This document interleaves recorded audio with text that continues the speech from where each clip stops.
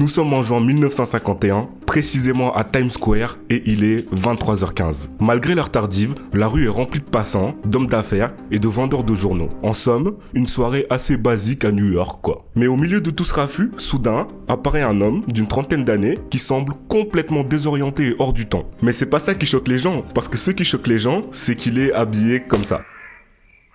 Dans une foule de gens habillés comme ça. À titre de comparaison, c'est comme si t'allais dans une soirée de gala où tout le monde est beau, bien habillé, et tu te ramènes avec ton full maillot du Real prêt à taper un foot. Tu te fais remarquer, quoi. Bref, revenons à notre homme. Il marche et continue d'avoir un comportement vraiment bizarre, à tel point que dès qu'il entend un bruit, il sursaute de peur et se met à fuir. C'est littéralement le comportement d'un mec suspect. Mais malheureusement, à force d'être distrait par ce monde étrange qui l'entoure, il ne fait plus gaffe à son environnement et se fait heurter par une voiture alors qu'il essaie de traverser l'avenue. Et la collision est tellement puissante que l'homme décède sur le coup. C'est un poissard. L'enchaînement paraît tellement folle pour les gens qui assistent à la scène que tout un mystère commence à se créer autour de cette nuit. L'intervention de la police sur les lieux de l'accident déclenche une série d'événements tout aussi chelous. Et vous allez voir, c'est terrifiant. Parce qu'en fouillant les poches du défunt pour l'identifier, les enquêteurs découvrent que l'homme porte sur lui des objets qui viennent tout droit du passé et qui ne présentent aucune trace d'usure.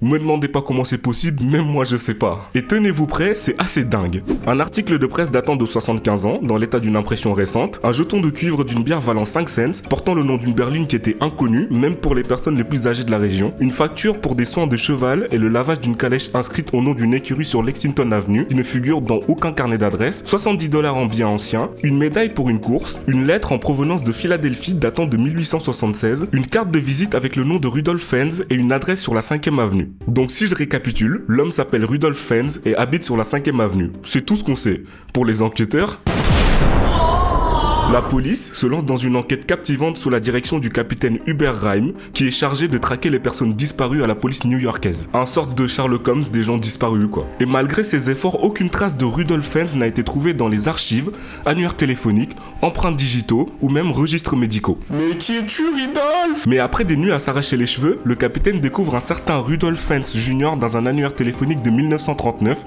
mais tenez-vous bien, cette personne est décédée en 1945. Aïe, cette découverte, bien que tragique, ne va pas arrêter notre capitaine. Non. En enquêtant davantage, il découvre que le père de Fenz Jr. avait mystérieusement disparu en 1876 en sortant fumer une cigarette. C'est la jungle, quoi. Donc notre capitaine se dit que théoriquement, le nom de Rudolph Fenz, habillé d'une manière vraiment étrange, aurait dû logiquement apparaître dans la liste des personnes disparues en 1876. Mais on n'en saura pas plus parce que pour notre capitaine, ça devient beaucoup trop pour lui et il décide de mettre fin à l'enquête parce qu'il commençait vraiment à avoir des trucs chelous. Genre des dragons, des trucs, des machins, des trucs... Faut savoir qu'à cette époque, la réputation est hyper importante. Donc pour pas qu'on le prenne pour un fou, il prend la sage décision de tout simplement classer l'affaire sans suite et de disparaître. Voilà. Comme ça, au moins, personne ne le prendra pour un taré. Et petit à petit, cette histoire se fait oublier, du coup, forcément. Mais c'est pas fini. Parce qu'en 2001, des doutes surgissent sur le fait que cette histoire soit pas complètement vraie. Et certains pensent même que l'histoire attribuée à Jack Finney en 1951 pourrait être de la pure fiction. Donc, logiquement, des spéculations émergent montrant que l'étrange affaire de Rudolph Fenz aurait pu être intentionnellement présentée comme un récit de science-fiction. Dites-vous qu'il a fallu quand même aller jusqu'en 2001. Il y a que moi que ça choque. Bref. Conclusion. Mon regard sur ce récit oscille entre fascination et questionnement. Les éléments temporels et les artefacts préservés ajoutent une dimension mystique à l'intrigue, tout en suscitant des interrogations sur la nature même du temps. Cependant, les incertitudes entourant l'origine du récit et l'éventuelle implication de Jack Finney brouillent la frontière entre la réalité et fiction. Rudolph Fenz, ce mystérieux voyageur temporel, demeure une énigme captivante, égarée entre les méandres du passé et les contours insaisissables du présent. Merci d'avoir regardé cette vidéo, j'espère qu'elle vous a plu, moi en tout cas ça m'a fait plaisir de la faire. N'hésitez pas à liker, partager, vous abonner, c'est hyper important pour le référencement. Et moi je vous dis à bientôt pour une prochaine vidéo. Salut!